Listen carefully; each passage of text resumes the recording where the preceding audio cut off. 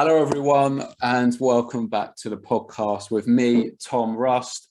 And today, delighted to be joined by professional boxer Jack Hughes and boxing designer Mr. Carl Draper. How are you both doing? Good, very well, thank you, mate. Good to hear. And yourself, Mr. Draper, how are you? Yeah, all good, mate. Busy as always, but happy to be on again. So thank you for that. Before we start, can I just say something? Obviously, a lot of people would have seen, but there's a young West Ham fan called Isla Caton who has been fighting a rare form of child cancer for the past sort of three years, and sadly today she lost her battle. This morning she was taken from us. So I just want to send my condolences to the Caton family. Isla was brave. She was strong. You know, she brought everybody together, and sadly today she's been made to rest peacefully. So God bless her, and I hope all the family can get through this tough time. Yeah, no, of course. I just, want to echo your thoughts, really. It's absolutely tragic.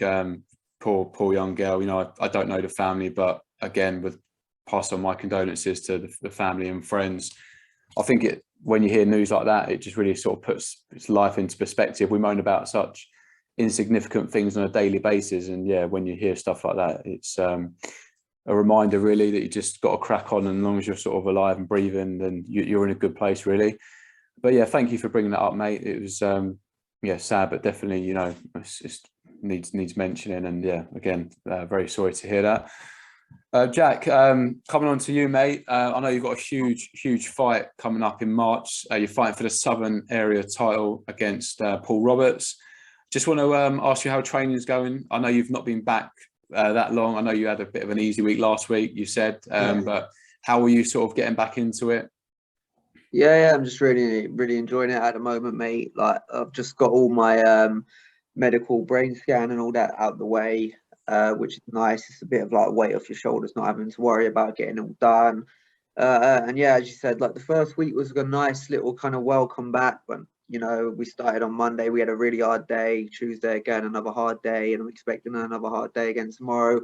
So the second week now, it seems like, you know, we're really kicking on and moving towards the hard training. Nice one. I understand as well, Mr. Draper, you've been around a few gyms, spoke to you over the last couple of weeks. You've been to the Edge Gym, you've seen Mark Spa, you've seen Jack Spa. So you've been lingering around all over the place. What I do, mate, I linger. I went down to Edge Gym on Thursday, watched Mark. It was his first real week, so he done a bit of running, a bit of pad work.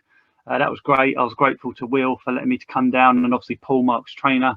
And for the first week, he looked good. And then Friday, it was good to go down to Pug London with Jack.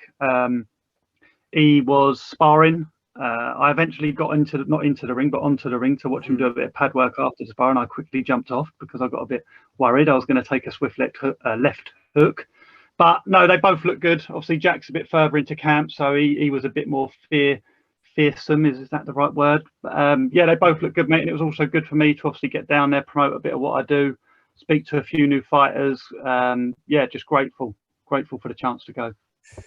Has it surprised you how accessible boxers are? Because, you know, I've said to you before, for what we do, we had Jack as the first fighter on the channel, first, professional athlete. But since then, we've had, a few more. We had Troy Williamson on recently as well, British champion. And I don't know about you two, but I just feel like in any other sport, you just wouldn't get that. And with like Instagram now, that's how, you know, we predominantly contact people. And it just makes things easy. And so, you know, today, no one said no. I know, you know, it's different in the fact that with football, you know, when you join a club, you've got the team and, you know, they've already got a following. But I suppose with boxers, when they've got to sell tickets as well, they need to get as much exposure as possible. But that side of it has definitely surprised me. I think it's good for the fighters as well, you know, for Jack to come on here and promote his fight, talk about what he does, it can only help. But to get to, you know, like we were saying about the other day about how hard, like you couldn't imagine Declan Rice sitting on this podcast. You couldn't just message Ronaldo on Instagram, be like, "Hi mate, want to pop on and speak to me for 45 minutes?" Like, it just ain't gonna happen. But it's good, and like you say, because it helps promote them, but also it helps you. And for me to come on here as well, I'm obviously not a boxer. I'll never be a boxer, but it helps me. So anyone who comes on it's going to help. But boxers are definitely easier to get. You wouldn't get anyone else on here, I don't think, of any sport. Maybe UFC, something like that, but Instagram's crazy, isn't it? I was never on Instagram, and since I've come on it, it's helped me massively. So I can see how it would help everyone else as well. Yeah, no, it's mad. When we first started, we was just going to talk about football for a bit, and I felt like we had to build, a significant following before we could really reach out to people. But again, it has surprised me how willing people are to come on and talk about their story, talk about their up and coming fights. And yeah, going back to football, I might be lucky to get like a Sunday league player maybe, but yeah, bar that. But I think as well, where there's so much money in football, I don't think even if they're allowed to go on podcasts and things, because I think there's so many sponsors, so much money involved. That if they say one wrong thing, I think that could obviously hinder their career as well. And I suppose with boxers, it's different. They want to sort of sell the fight, a bit of trash talk along the way sometimes as well. Not that we've get much from that from Jack. He's quite respectful. But Jack, when he was watching you spar, was you worried about him getting in the ring and potentially lacing up a pair of gloves, or would you want him to get in there so you could give him a left hook? Carl's always welcome to get in the ring with me. I fear no man. Any man can have it. I'd love to see that. But listen, boys, we've got on here tonight to talk about Anthony Joshua, whether you both think or not, if he can become a 3-time heavyweight champion of the world. I know, Mr. Draper, you're a big AJ fan. Maybe Jack not as much. But before we come on to that, I just want to get your top 5 heavyweights at the minute, active, in no particular order, but just how you would rank them. Start with you, Jack, if that's all right. Yeah, to be honest, I don't think it would be much different, because I think the top 5 separate pretty much from the whole heavyweight division. I think it would have to be Fury, Usyk, White, AJ, and Wilder, and then some honorable mention maybe be like Ruiz, but yeah, they would be my top 5 anyway. So Wilder, would you put him at number 5? No, I'd probably put him 3. Behind who? So behind Fury and Usyk. Okay, Mr. Draper. Oh, AJ number 1. I'll get slaughtered if I say that. Look, it's clear Fury's the best heavyweight in the world. Yeah, until he's proven otherwise, he is. Followed by Usyk at this moment in time, but I'll come on to that later. So Fury, Usyk, AJ, White, Wilder for me. Say that again. So that was a little bit too quick. I forgot it now. Fury, Usyk, AJ, White, Wilder. I can't really split White and Wilder. I'd like to see them fight, but I'll go with them 2 joint 4th. Yeah, it's a tough one. I think a lot of it comes down just to personal opinion. Until they get in there, it's hard to say. But there's so much going on as well at the moment about Fury, if he's going to fight White, if Joshua is going to step aside and let Usyk just jump in with Fury. It's absolutely mental. On one hand as well, AJ comes out with things like, I want to be a throwback fighter. I just want to get in there with anyone. And then in the next breath, he talks about taking step aside money or looking at it. It's just sometimes a little bit confusing, but I just want to see all these fights happen, of course. And if Usyk gets in the ring with Fury, how do you see that going, Carl? I think Fury beats Usyk. I think Fury's very, very hard to beat. I can't see Usyk beating him. No, I think he wins the fight.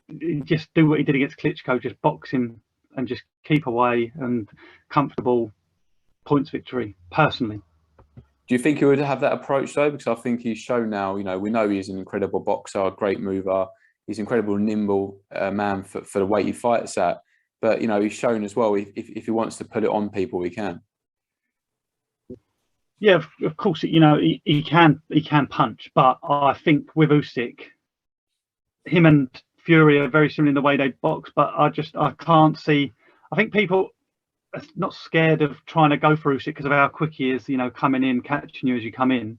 I don't think Fury would have boxed that fight against Wilder if he'd have had a proper camp, put it that way. I think he would have stuck to his stay behind a jab, move, you know, quit. I think he just went in and brawled because he wasn't 100% fit. He hadn't had the time to prepare because obviously the personal problems. But Fury's looks so much better when he boxes rather than he scraps. He wouldn't have been knocked down, what was it, 2 or 3 times against Wilder if he'd have taken the full camp, I don't think. I suppose as well, it depends who you're fighting. When you're fighting Wilder, he only needs to be good for 1 second. But when you're fighting someone that's not got that one shot knockout, I suppose you can afford to take a different approach into the fight. And yourself, Mr. Hughes, how do you see the fight playing out if Fury and Usyk get it on? Yeah, I think Fury wins. I think Fury would end up stopping him late. I just think he'd break him down. I just think he'd, you know, like do what AJ should have done. He'd lean on him, use his strength, tire him out, and then later on in the round, I just think Usyk won't be able to handle the physical size, and then he just get broken down and stop late on. Okay, well, if it happens, we will see. And looking at Anthony Joshua, before we sort of come on to him, whether he can be a 3-time heavyweight champion of the world, just want to ask you, Carl, when you look back at his career to date, I know he's had a couple of losses, but how do you assess it? And, you know, do you still feel like he can sort of go on and create legacy? You know, he spoke a lot about that. You know, Eddie Hearn, road to undisputed. But, you know, now he's had a couple of defeats. How do you sort of look back and sort of summarise his career to date? I still think he's got that legacy because I think you know, a lot of boxing, what are they called, where they just like the big fights. He created that. Do you know what I mean? A lot of people only watch boxing now because they see AJ knocking out 14, 15 people in a row. Yeah, I think he can go on and do it. I think he's learned from his mistake. You can't answer that until he gets in the ring with his next opponent, whether that is Usyk or not. But for his career, I'd still say he's had a successful career. You know, he's come from the Olympics. He's, what was he, British champion in 6-7 fights, maybe longer than that. But, you know, he got to the world champion. He beat a weak Charles Martin, in my opinion. A lot of people think he's a very good boxer, but I don't, personally. But yeah, I think he can do it. And I would still say, aside from Fury, in the last sort of between Hay and now, he is the biggest heavyweight we've had. Yeah, no, yeah, I don't see why it's not. Of course, yeah, you know, obviously winning the Olympics as well, you know, there's massive hype around him, signing of Matchroom as well. And Jack, when you sort of look back over his career, how do you sort of summarise it today? Yeah, like, of course, he's had an amazing career, 2-time heavyweight champion, won the British, gold medalist as well. Like, so obviously he's had an amazing career. Obviously, I give him a lot of shit, but I just give him a lot of shit because of his personality, not necessarily what he's achieved. So yeah, of course he's had, like, I don't know if I'd say like Hall of Fame worthy career, but he's had a very good career anyway. Talking about his personality, then, you know, I speak to lots of people about boxing. Some love him, some don't. Some think he's fake. So when you say that, what are you really getting at? No, he's just fake. He's as fake as they come, personally. Like, it's just so, like, even just watching him speak, you can tell that he's reading off something or someone's told him to say it. It's just so obvious, like in every interview, and I just hate that kind of stuff. Like, I don't know. I don't know him, so I can never have a real like assumption of who he is. But just deep down, I just feel like he's a dick, and I would just rather him be a dick, and then I'd probably like him because then I'd be like, oh, fair enough. At least he knows he's a dick and he's owning it. Like, kind of like, personally, I hope he never sees it because it beat the shit out of me. But I don't really like Derek Chisora. But at least Derek Chisora just owns it being a dick. Like, so I kind of have a respect for him in that kind of aspect. Where AJ, I just don't. Like, I just think deep down he's probably a dick, and he does everything for publicity, and like, it just bores me, and yeah. Do you feel like, though, at the same time, when you're Anthony Joshua, and I suppose arguably one of the most like sort of commercialized fighters there are on the planet, sometimes you may want to come out and say certain things, but when you've got those £1 million deals left, right, and centre, you know, you're the face of well, he was the face of Sky up until obviously, you know, I don't know what's going on with the contract, where he's going to be fighting next, but it must be difficult when you've got so much ride on every word you say. In a way, yeah, but I just like, I don't know, man. I just think a lot of people kind of sell out nowadays, and me personally, I just could never ever do that. Like, no matter how much money someone threw at me, and you know, my missus would probably tell you, like, sometimes, like, if I do something that I don't know, like, you know, obviously in life sometimes every person probably does something they don't agree with at one stage or another. And mate, when I do stuff like that, mate, it fucking eats away at me. Like, I can't sleep for like days, and I just think all the time, like, Dick, why did you do that? Like, why? Like, and it just eats away at me. And like, to me personally, I could never do it. Like, especially for that long a period. Maybe once I've got a bit of money, then maybe I'll just be like, yeah, if I've made my millions now, like, I'll just be me. But no, I couldn't live my life doing that all the time. It's not for me. Yeah, I think the opinion is definitely split. So, Mr. Draper, let's get you back on to really react to what Jack's saying. You know, a lot of people think he's fake, whether he is or not. You know, it's hard to say, because unless you're in his circle, you know, on a personal note, you don't really know what he's really like. Would you agree with that, or do you completely disagree with what Jack's just said? I agree with parts of what Jack said. You know, I believe his personality is different to how he acts. You know, a lot of people say it. Dillian White, who's obviously fought him in the amateurs, and to see how he was then before the money come in. So I can imagine that he is a lot different to the way he portrays himself. But like you also said, he's got so many sponsors, so many things that he has plastered all over him. You know, and when he stood on the stage with someone and he wants to say, "You piece of shit, I'm going to knock you out," he can't, because then he's going to have Lucasade or JD or Lynx ringing him up and saying, "Look, this isn't someone we want portraying our business." So I get what Jack's saying in terms of, you know, I wouldn't do that, because that's not something I would do. But if the money's right, if someone's paying you millions and millions of pounds to just go up there, be the nice guy, but behind the camera you're not, you're a dick, as Jack would say, then I would do that.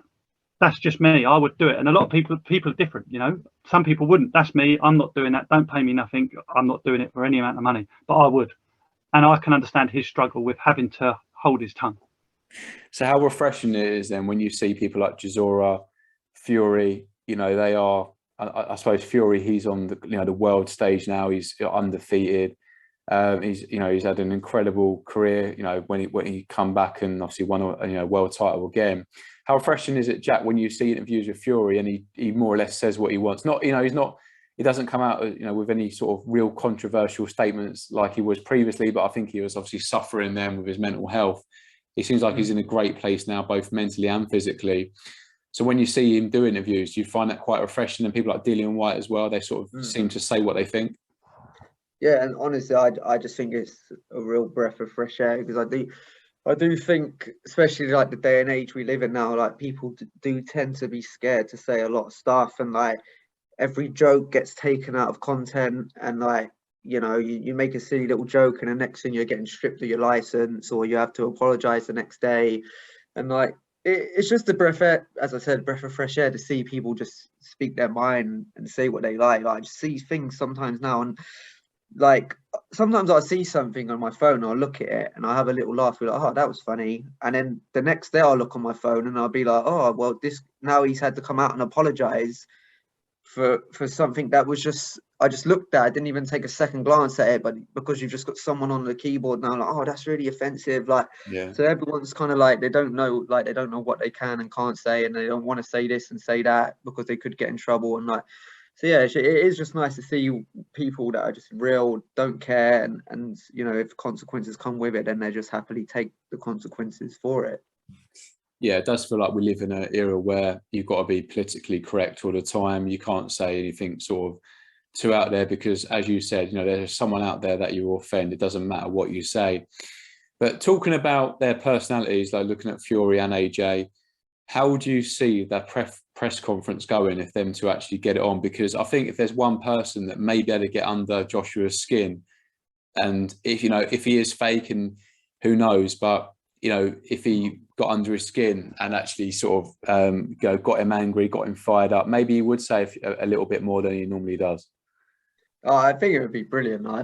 There's just never been a Tyson Fury press conference that's not lived up to the hype. I just think I think he's brilliant, and I think, as we said here, wind him up. Like, we've seen it from time to time. We've seen AJ get angry. We've seen him get wound up at times when he probably wasn't meant to, like with the white presser. Oh, yeah. And who was that American guy that he fought that time? He was an Olympian as well, and he was like, "Get out of my face." And Brazil. Yeah, Brazil. Like, we've seen it happen before.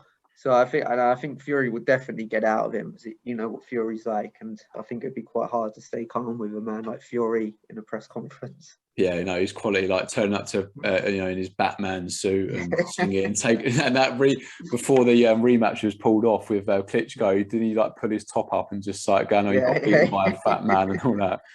No, he's a class act. And Mr. Draper, how do you see that press conference going if they're both there in the same room, probably like 10 foot apart from each other? They've got a bit of history through social media, haven't they? Because when Fury first come back, he announced, "I'm coming for you, AJ." And do you remember AJ just tweeted back and said, "Get fit, you fat fuck." So Yeah. I think it will only take a matter of minutes of them. Like, Fury's got that thing. He knows how to get into you. Do you know what I mean? He knows how to rally you up. And I think, like Jack just said, I think it would be a glorious watch. I think Fury White would be a better watch, though, for a press conference, because I think they'd just start swinging chairs at each other. But he would definitely get at AJ. You know, AJ's only human. You said about Brazil, like Brazil kept stepping in closer to him, and AJ just said, "Step away from me," type thing. Look at Jarrell Miller when they're in America. He just walked straight up on the stage and shoved AJ, didn't he? So I think everyone's got their tether, but I think that would just blow over because it's too big of a fight for AJ to go, "Oh God, Lucas Aid, I can't say nothing. And you've got Tyson Fury and you're calling him a shithouse and a dosser. Do you know what I mean? It's going to go one way. No, of course. I think it'd be brilliant. How much does it? Well, I don't know if it even does annoy you, but when you hear about the fight and you know what needs to happen for it to be made, and when they're talking about, you know, the millions they're going to earn, you know, it seems again like in boxing they want to talk about the business side of it, and again it surprises me how much they do. You know, you listen to Eddie Hearn and he'll break it down, he'll go into detail, he's very honest. But when, as fans, how, and you know, obviously I know Jack, you're a fan, but you're obviously a pro as well, so you've obviously pretty got a different sort of view on it. But does it get under your skin when you think, okay, well, yeah, you know, if it's in England, you might only earn 20 million each. Why do you need to necessarily go to Saudi Arabia and earn 50 million each? How do you feel about that? Does that get under your skin, or does that not really bother you? Yeah, no, it does a little bit, because I don't know, like for someone like me, I've never really been a man that really chases money and someone that really needs money. Like, as they say, money doesn't buy you happiness. So, and really at the end of the day, like, what is the difference between 20 and 50 mil? Like, I just, like, you can't, what is really the difference? Like, I would find it hard to believe that I could spend 20 mil in my lifetime. I would find it hard that my kids and my grandkids could probably even spend 20 mil in a lifetime. And once you're already a multi-millionaire, what's the difference between, you know, that money really? Like, you're like, AJ must have nearly 100 mil in his bank account. Same goes for Fury, and they're probably going to make loads more money, and they probably get millions from, as they said, all their sponsors like Lucas Aid and all that. Like, they must make millions a day, near enough, definitely millions a week. So yeah, it just annoys me why they can't get it on over the sake of, I know it just sounds stupid, like the sake of 20 mil or something, or 30 mil, because to us that's life-changing money, but for them it's really not. They've probably already got it sitting in their bank account. So I don't really, it does annoy me. Yeah, no, I appreciate that. You know, it's a dangerous sport, and I respect anyone that gets in and has a fight. You know, if you know, worst case scenario, you know, bad things can happen, and we hope everyone gets in there and comes out all right. But yeah, it is, I don't know, sometimes you just feel like, like you were saying, Jack, you know, 20 million, 50 million, you know, what difference is that really going to make to their life? And as well, you think, you know, two British heavyweights fighting, surely you think you just want to fight in this country. But now I suppose at the same time as well, when you've got promoters, managers, their entourages and everyone else, they want a slice of the pie, and I suppose the more money they can generate, their cut gets bigger. Mr. Draper, does it bother you, or does it not? I don't really look at the money side of things. You know, it is annoying when you see, like, especially when they were trying to arrange it, Eddie Hearn, oh, you know, we're 5 million apart, we're 6 million apart.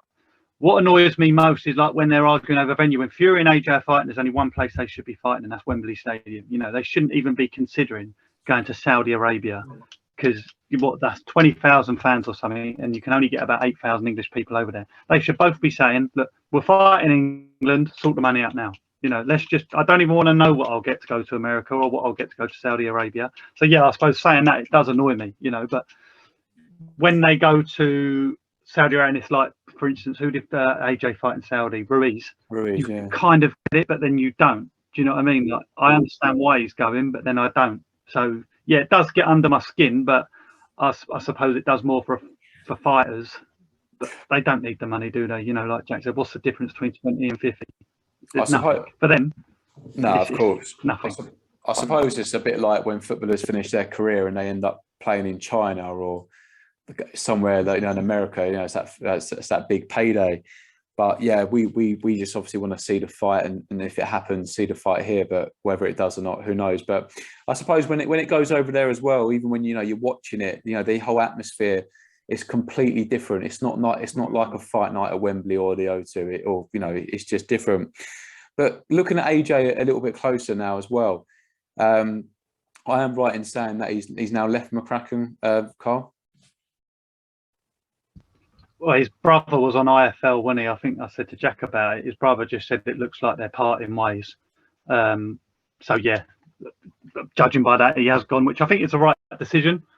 But we shall see if it was the right decision when May comes.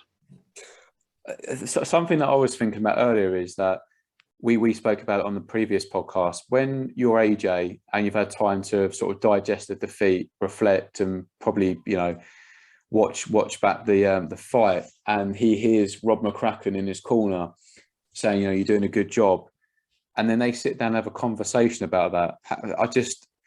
Maybe that's the reason why he said, look, you know, just from that I need to go. Just want to get your opinion on that, because some people sort of suggest he should have left him after the Ruiz defeat. I know there's so much speculation about what went wrong that night, but what's your sort of take on that? Do you think he should have left him there, or do you think it was fair to give him, you know, keep him in his corner for the following fight?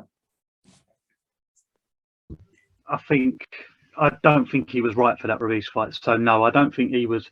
You know, he could have. It would have been a perfect opportunity to, if he wanted to. But it's like Jack said on the previous podcast. You know, if you're a fighter and you're sitting in that corner and your trainer's going to keep going, mate, keep doing what you're doing, great round, you lose, then you go home and watch it and you think, well, hang on a minute, what on earth was he going on about? I think Jack said it'd be out. See you later, mate. You've cost me that fight. If you're in there, you don't really know if you're winning the rounds. Obviously, if you get knocked down, you know you've lost the round.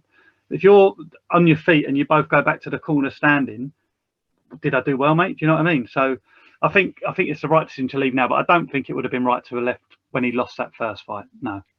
As a professional fighter, Jack, if you were to watch a fight back and you feel like your manager was, your trainer was maybe giving you information that wasn't quite on point, and what would be a reasonable explanation for that? You know, maybe is it to sort of protect you, we go again? How would you sort of view that? Well, like, it's hard because obviously everyone can make mistakes. We are human. Sometimes we just make mistakes. So, you know, like if it was only a one-time thing, sometimes it's not really like a massive issue. But if your trainer keeps getting it wrong and keeps giving you wrong information, then, you know, like something needs to change, something needs to give. But I don't know.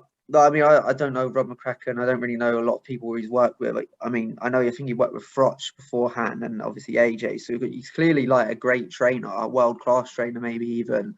But I think he's done great things at AJ, but only really, deep down, only AJ knows if it's right to leave or not. If he's not happy, then go.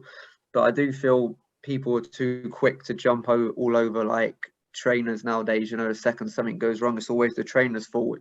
it seems to be like no one's ever accountable for their own actions. You know, at the end of the day, you have your own instincts as well, and you can trust them as well as your coach's word. But I don't know, you know, like as I said, I just think people are too quick to jump on things. Like it's always like if someone loses, just go somewhere else, go to this guy, go to that guy, and it's always casual fans that will only name you Adam Booth, Rob McCracken, and someone else who's at the top of the training game, Ben Davison.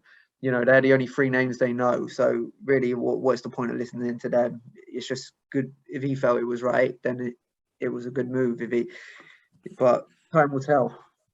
Yeah, we spoke to Michael McKinson's dad yesterday, and he was saying, you know, just because you change trainer, and even if that trainer is sort of got a good reputation, doesn't mean it's going to work for you. You know, it's horses for courses, it's personal preference, it's building that relationship up, and not everyone can have the same relationship as another fighter.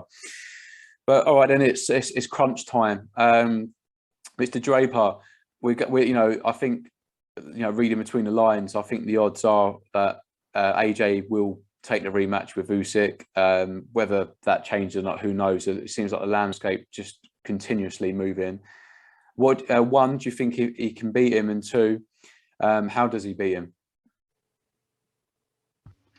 I think the only way he can beat Usyk is if he reforms into the old AJ. He comes out, throwing a jab, following with the right hand, leaning on him, as Jack said. He's just got to use his brute strength, and that is the only way he beats him. And that doesn't even beat him, if that makes sense. Do you know what I mean? It's not guaranteed if he goes in there and throws 40 right hands, he's going to knock him out, because he might keep throwing, keep catching, and not knock him down. And if he doesn't go down, he don't win the fight. He don't beat Usyk on points. So I think he's clocked that himself.